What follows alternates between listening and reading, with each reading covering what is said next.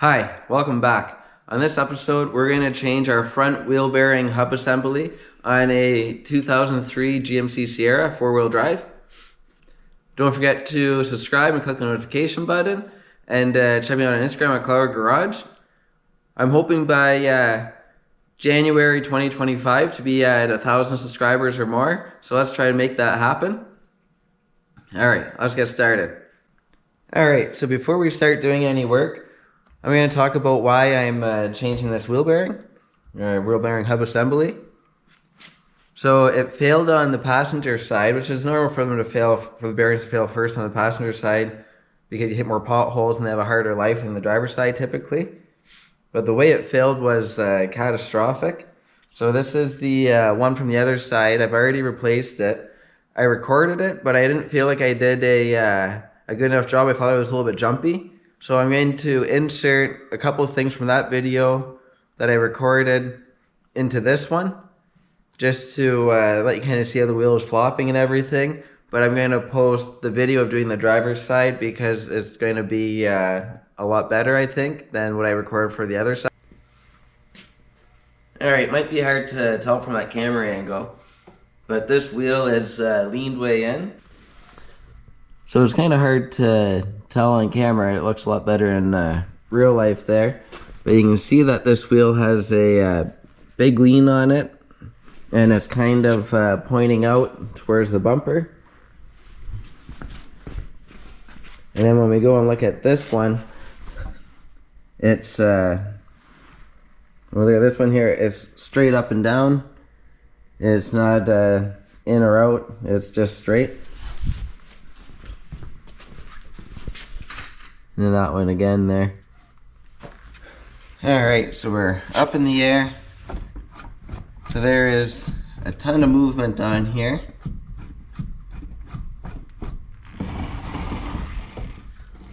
Doesn't sound very good.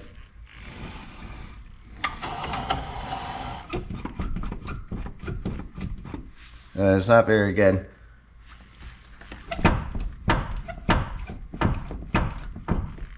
So, I'll talk about the new one first. So this is the new one, and it also comes with a new ABS sensor, which is great. If you've seen the previous video where I've pulled the ABS sensor out, cleaned it up, removed the shim to get the ABS start working again, now I'm going to be good probably for the life of the truck with this new one. So that's a plus.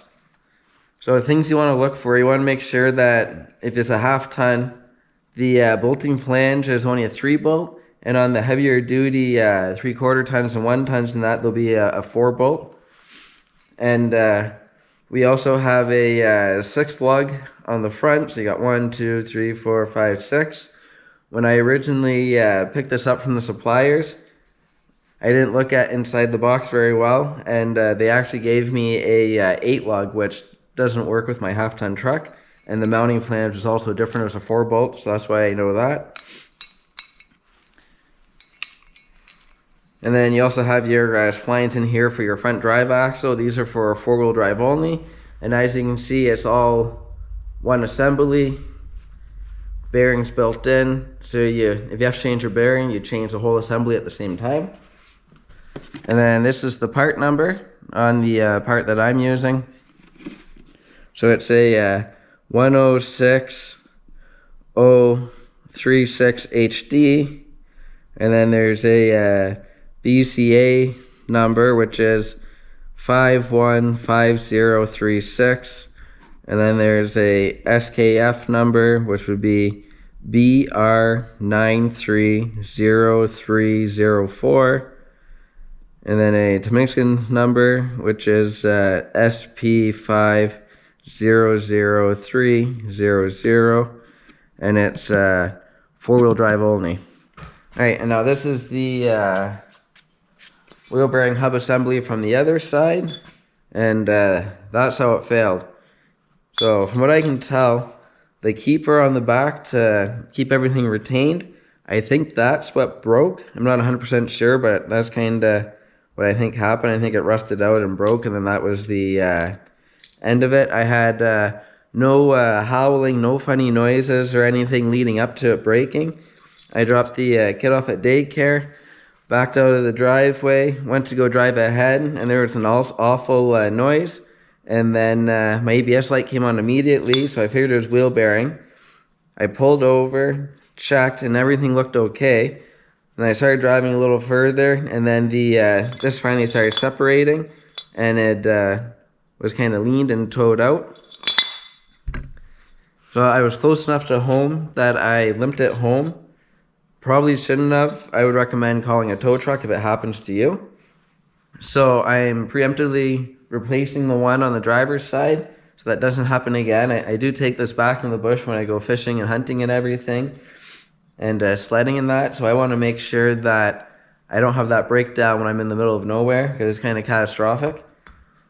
So that's why we are changing this, because this should not be in two pieces. It's very bad. So I've taken the truck for a test drive after doing the work, and these are all the tools that I used. So I just want to show the tools that I used, and I'll go over what sizes they are, and then you'll know what you need. So I'm going to put this in the front of the video, even though the work's already done, and I already test drove the vehicle. So these are all the tools that I used, and all the stuff that I used. So I have a torque wrench. I had my 3/4 inch drive ratchet with a 36mm socket for the axle nut. 22mm an extension for the wheel lugs. 3/8 drive with a Torx T55 socket on it for the brake caliper. 1/2 inch drive ratchet. 11/16 socket. Then I also had a 9/16 wrench and a 14mm. And then I had the 19mm wrench just so I could link them together to get a little more leverage. Pair of pliers. I had 3 different hammers. The rubber mallet I used for putting the cap back on. This little baby sledge I used to knock out the old housing. So we put the new one in. And then this little guy, I just used that for tapping my sockets and that onto the bolts to make sure that things were all the way on, because they're a little bit rusty. 3/4 inch drive breaker bar. 1/2 inch drive breaker bar. This guy here for the fork for popping the ABS cable pins out. A little screwdriver for helping to get that cap off, as well as the chisel. I also used some brake lube and some dielectric grease on the ABS connector. I had used a little bit of machine paper just to clean the rust off of where the housing goes in, just cleaned up a little bit. A little extra light. And then I used a drill with some wire wheels to clean the rust off, because I painted the knuckle. Safety glasses, always a must. And when I was using the wire wheel, I also wore my respirator to protect my lungs. And then I had a drill with a drill bit, because the one plastic stud broke out, so I used that to drill the plastic out of the hole. As well as I used Never Sees. I also used my floor jack and a jack stand.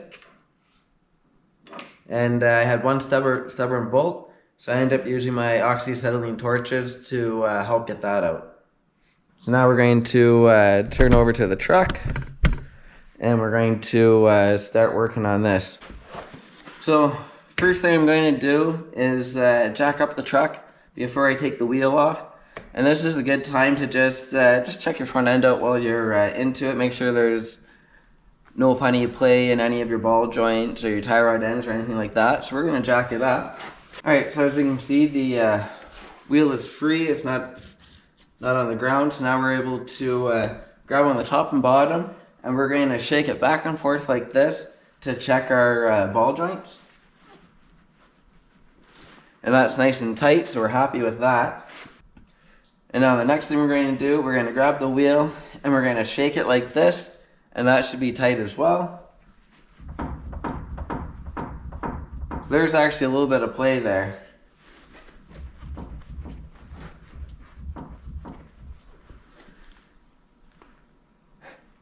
It looks like it's okay. It looks like the pitman arm's moving a bit, so I'm not sure if there's a little bit of play in the steering box or if there's a little bit of play in the pitman arm. I need a second person to move this so I can get underneath and have a better look. Or when I get the Pontiac off the hoist, I can throw this on the hoist, I can shake it from the back side, I can look by myself and I can see what's going on. So that's probably what I'll do. I don't drive this that much, and for the amount of play that's there and what I'm seeing, I'm not too concerned with it for a short period of time. It'll be good for another month or two, and then I'll be riding the bike all the time anyways. So I'm not going to worry about that right now, but I'm definitely making a mental note that I need to look into that further. So there's something going on, but it's not a this very moment today problem. We'll look into that later. So now that we check that out, we're going to lower the truck back down. There's some weight on this tire, and then we're going to get our lug nuts off, and then we can get this tire out of here. So I'm just using a 22 mil, and now we can raise this back up. I'm going to put a jack stand underneath as well, just in case something happens with the jack. And now we can get the tire right out of here. Alright, so our next step, we're going to pull this inspection cover off. I can tell by all the hammer marks on this, it's probably been off before. It's all dented up, and it shouldn't be dented up. The other one was perfect. So maybe this wheel bearing was changed before, I don't know, so I'm going to change it anyways. So we pull this cover off, and then we'll be able to get the nut off. And then once we get the nut off for the drive axle, then we're able to take our caliper off, our caliper bracket off, and then we're able to pull our rotor off, and the hub will be exposed. Alright, so I'm just going to use a hammer and a screwdriver to pop this off. Alright, so we got that off. And now we need to get this nut off, but when we try to get this nut off, this whole assembly wants to turn. Alright, so take this nut off. We're going to put the wheel back on, and this here is pretty tight. So I popped the hood so I have something to kind of hang on to. And I'm going to stand and jump on this bar. If this bar was longer, it would be a lot better.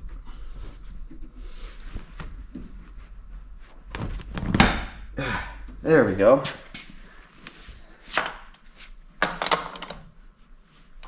So it's broke free, so I'm going to use my ratchet now. So this nut is supposed to be torqued to 177 foot-pounds from the research that I did on Google. So that was my source for this, so it could be wrong, but that's what I'm going to go with when I put it back together. Alright, so we can get this back up in the air and we'll get this tire out of our way again. Alright, so now we can finish taking this nut off.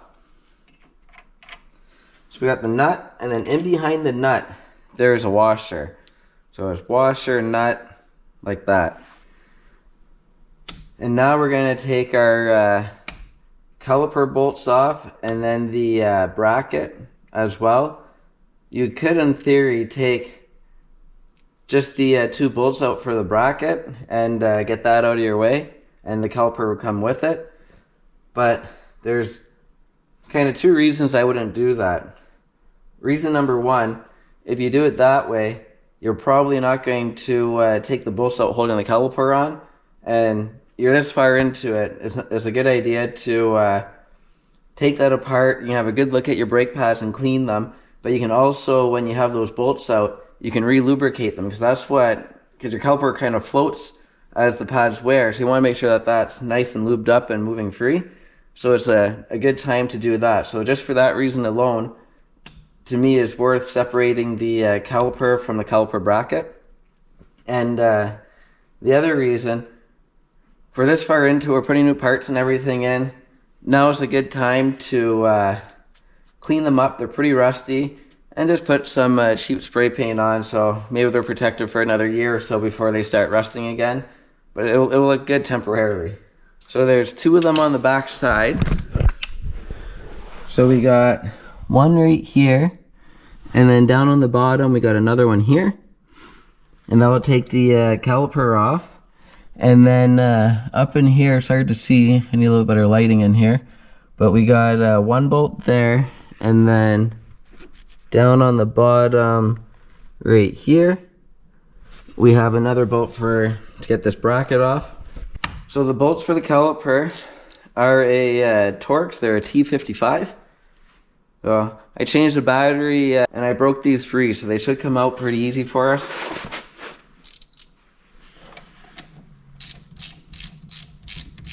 So there's 1 bolt. So you have the thread portion here that holds it in place. And then this section here, that's your pin that your caliper floats on. And that's what we want to make sure we put a bunch of lube on when we put it back together to keep that caliper from seizing, so it stays floating and giving you good pad wear. So now we're able to get this caliper off. We may need to hammer it. We'll find out now.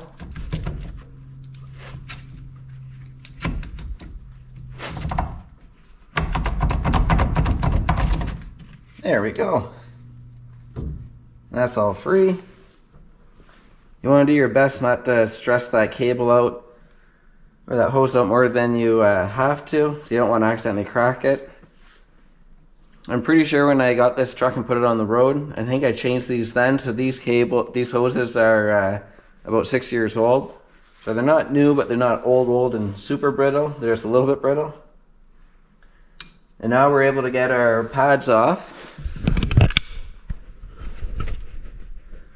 So our pads, we should be able to just scooch them over to one side. And then they'll break free that way. And then same thing with the other one. That one's a little tighter, so I'm going to just tap with the hammer lightly on here and here and drive that out that way.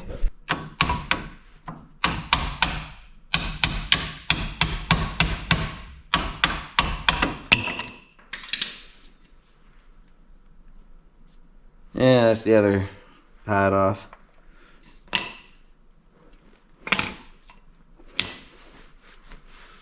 And now we can take our bracket off. And like I said, I already broke those bolts free. That's why it's a little floppy. It should be super tight, and it was super tight. But I got them off when I was changing the battery. I broke them free.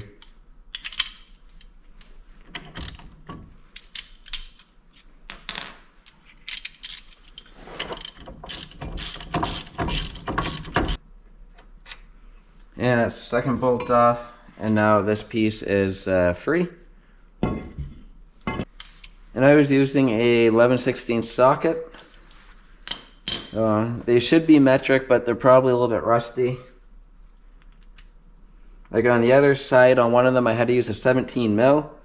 On this side, once I clean these up, the 17 mil might fit on, but it's a little bit tight. The 11 fits on much better. It actually fits on pretty good on that one actually. So they're probably an 18 or they're clean a 17 mil, but a 11/16 seemed to work pretty good for me in this case. So now our rotor should be free. We should be able to pull our rotor off. And it's free. Looks mediocre. Should probably change it, but I'm not going to at this moment. We got 2 things we got to do. We got to get those 3 bolts on the back side out, so we'll break those free and then we can get them out. So, and then we also have to disconnect our ABS, because we're going to use the new ABS sensor that came with the new bearing hub assembly. So since we're doing that, we got to disconnect that. So we can either disconnect it right from the hub and then worry about the other portion after, or we can undo the connector, which is up by the top of the shock, and pull it off, And then when we pull the hub out, the sensor will come with it, and that's the way that I'm going to do it. But I'm going to see if I can get those bolts broke free first, because those are going to be the bigger pain out of anything. So 14 mil seems to fit pretty good. On the other side, I ended up using a 14 mil and a 9/16, so we'll see if this side is the same. And then I'm going to use a bigger wrench. I'm going to link them together.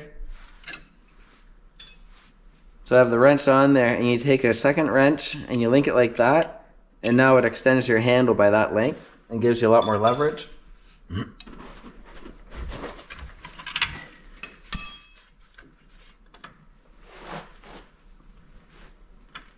And these bolts, they're torqued around 130 foot-pounds, so they're pretty tight.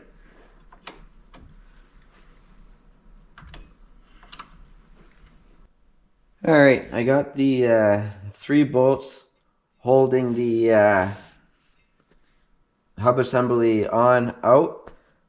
One of them came out pretty easy, it broke free nice. And then the top one I really struggled with, but I got it. And then the front bottom one, I was struggling, I couldn't get it, so I put some heat on, and then it came right out. So I did have to use the torches to get it out. If you pulled the drive shaft coming from the front differential, if you remove that and pull that out of your way, you'd be able to get on there with regular sockets, which would make it a lot easier. And then you'd be able to torque it properly to your 133 foot-pounds as well, if you have that out of there. Because with that in, you can't actually get a torque wrench in there to torque it. So just make that note. And then the shield that goes right here for to keep dust and everything off of the rotor, and probably for a little bit of heat dissipation too, to keep things a little bit cooler. It was pretty rusty, it broke off. So now would be the time to put a new one on. And I should be putting a new one on, but I need my truck for work tomorrow. And they're not going to have one, or they don't have one in stock. So I'm going to put it together anyways. I should take it back apart and put a new shield on at a later date. Probably not going to. But if you're doing this and you're going to bring your vehicle for mechanical, you need that, because otherwise, good chance if the mechanic realizes that that's missing, they're not going to pass your vehicle on mechanical. They're going to make you put that back in. And to do that, you got to pull this whole bearing assembly out. So if your vehicle is going for mechanical, even if you have to wait a couple of days, make sure you order a new shield. So now with those bolts out, I got this partly broken free. I took a hammer and I just hammered back and forth, back and forth. I still have a little bit more to go, so we'll be able to finish hammering it off once we get this ABS cable out. So that's going to be our next step. Now we're going to remove our ABS cable and get it all freed up. So we're going to start with this clip here. So I'm just going to use a pair of pliers and pop it out. I kind of already pre-loosened it when I had 2 hands, so that's why it went so easy. It took a little bit more than that. And then the next spot's right here. So I'm just going to use this fork tool and see if I can get it to pop out. It broke. The other side broke too when I did that. Not the end of the world. And then we got another one right here. And that one came out like it's supposed to. And now up in here we got our connector. So we're going to carefully reach up. And you can see right here, just going to push up on that. And now our ABS cable is free. And I would like to make a note that there's a spot for that this cable is supposed to be attached up top on the shock mount. And the previous, whoever changed this glass never put it back in there, but it is supposed to be in there. And now we just got to finish hammering this off, and then we're ready to start cleaning everything up and installing the new stuff. So this should only take a couple more swings of the hammer. Put some safety glasses on just in case. And I'm going to put a little bit of hearing protection on too. And I'm just going to do a couple of swings.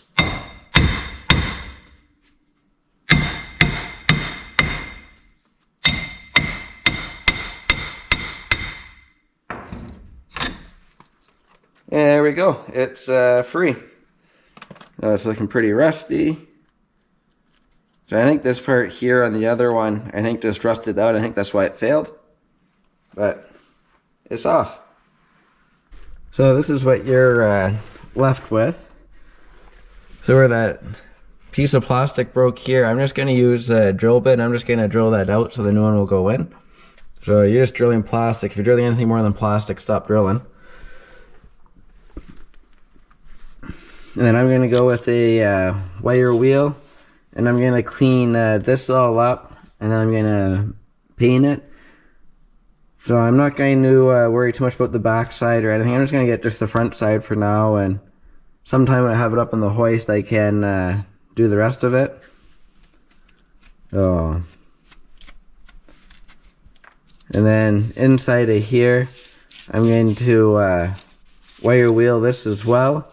And then just go over it real quick with a little bit of machine paper, just to take the rust off. It's supposed to slightly fit in tight, so you don't want to take off a bunch of material. But I think it's better to get the rust out of there if you can. And this is good. So I'm going to do all that off camera. I'm going to paint up the caliper and everything too. So I'll be a little bit of time, probably an hour or two doing all that, and I'm not going to bother recording it. So next time you see it, it'll be ready to go back together. Alright, everything's all painted up and looking pretty good. So now we can start throwing this back together. So the first thing we're going to do is get our hub on. So I'm going to put the bolts in from the back side. I took them out and I cleaned them up, so we'll be able to re-never seize them, and they should go in no problem. And I also made sure that they all screwed into the new hub with no issues, just to make sure that everything matches. Alright, so I got my never seize, and I'm just going to give them a nice coating.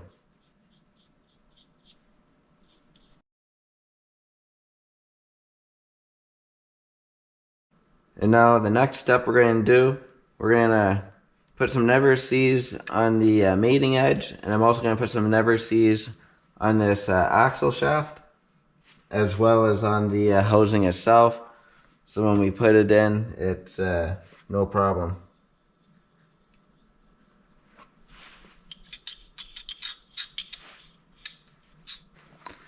So now we're going to shove this in. We're going to be careful with our ABS cable not to stress it at all. And we also know that the ABS was on the front, which is where we left this gap in this plate. And everything should just slip in nice and easy. We shouldn't have to really force anything.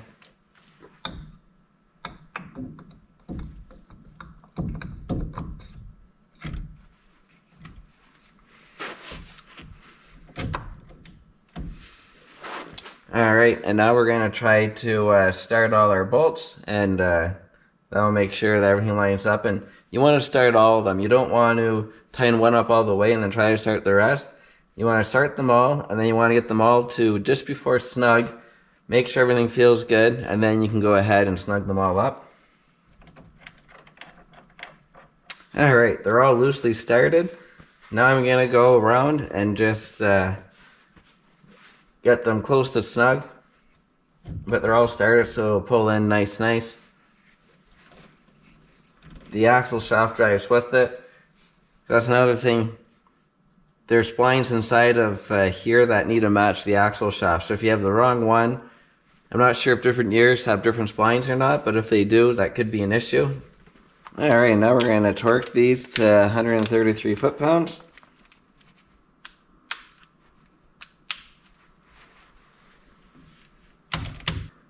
Alright, now the next thing we're going to do is get our anti-lock cable back in place.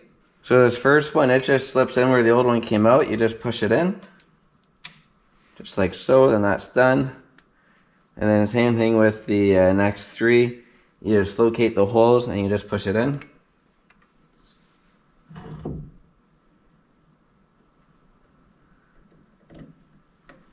There's that one.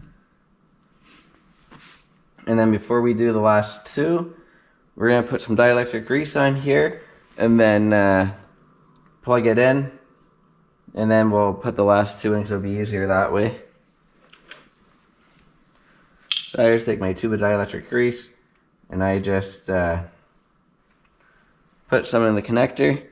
And then I usually plug it in once, unplug it, and then replug it in and leave it. I just figure it helps to work it in. Alright, there's that. And now we can locate it. The next thing we want to do is get our rotor on. I'm going to put a little bit of Never Sees along here just to help make sure it doesn't ever stick to that. I'm going to kind of Never Sees everything. Alright, so there's our rotor. I should really be putting a new rotor on, but I'm not going to. Oh, and while we're thinking about it, we'll get our nut on. We won't be able to tighten it up all the way yet, but we'll get the nut on. I'm going to put a little bit of Never Sees on here too. So we go washer and then nut. Washer on. Now we're able to do our nut.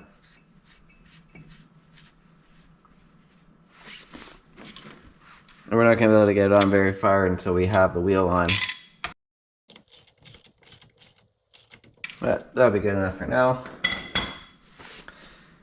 And now our next step is going to be our bracket. So this is our bracket. It only goes on one way. So the holes on here are threaded for the bolts coming from the other side. And it goes between where the bolt goes in on the knuckle and the rotor. So it'll go on like that.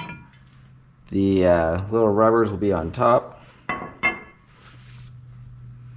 going to put some fresh anti-seize on here.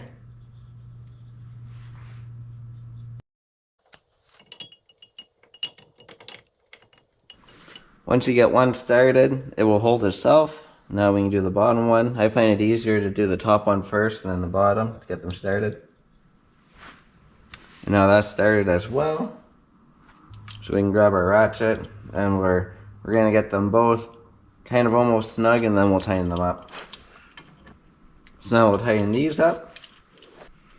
Alright, and now we're going to take a little bit of brake lube and we're going to lube up where our pads slide on. So that would be these surfaces right here and right here. So that's what I'm using for brake lube.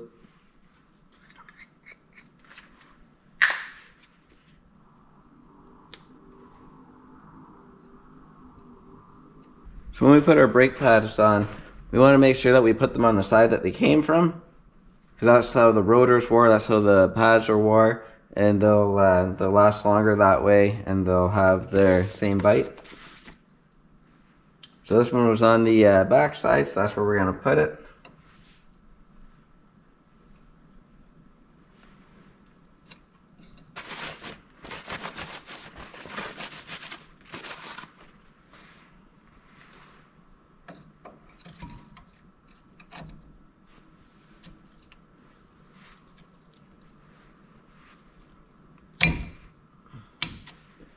Alright, now that we got our pads on, we're able to get our caliper on. So we just roll that over and then put it on like so.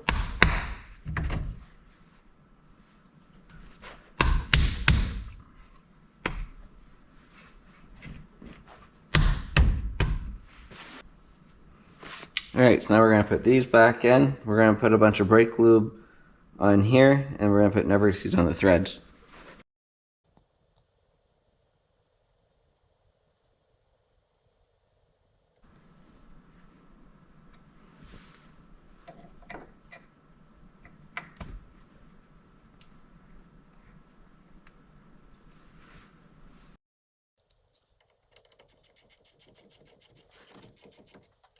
Right, our next step is to get the tire back on, and then we can tighten this nut up. So I'm only going to put 2 lug nuts on for now, because we're going to take it back off so we can hammer that cover in, so it'll be a little bit easier.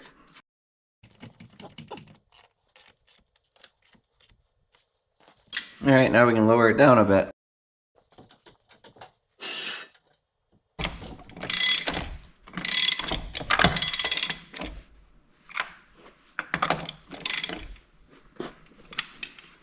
Alright, so it's starting to get tight there, so we're going to grab our torque wrench, and we're going to start torquing this down. We're going to go all the way up to 170, 177 foot-pounds.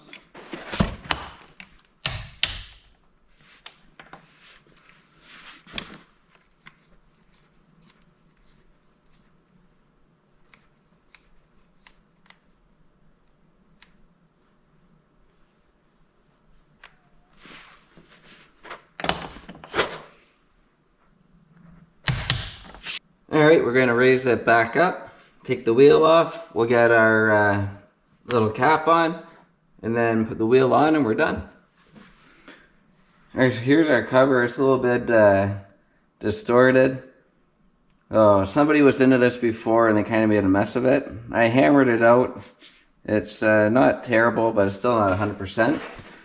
But we're going to put some never sees along the edge that it's going to seal on so it doesn't get stuck in there. And we're just going to use the rubber mallet to tap this on. It should go on really easy. Like when I did the other side, I just kind of slipped it in, halfway went in, then a couple light taps and it was done. This side is going to be a little more of a struggle.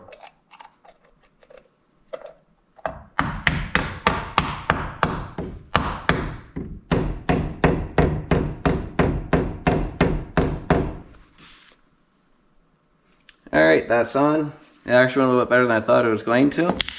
And now we're able to put the wheel back on, put all the lug nuts on, torque it, and then we're able to drive it.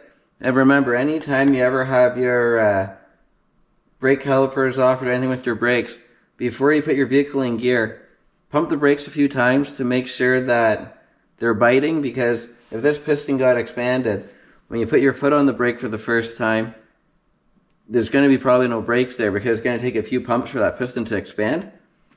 So that means that you put your foot on the brake, the vehicle is going to let you put it in gear, but you might just start driving, and it might take 3 or 4 pumps of the brakes before the brakes start working.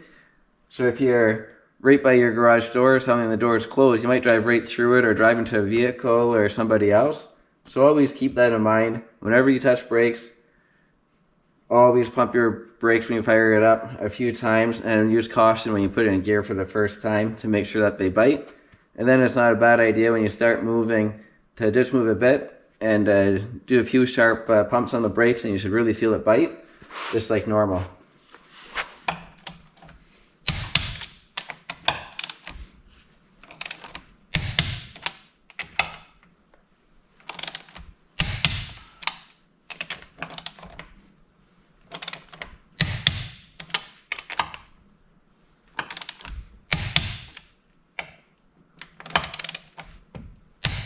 Alright, those are all torqued.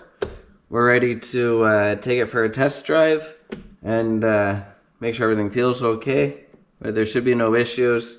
Shouldn't have to do any realigning on your steering or anything. Like, everything should just be good to go.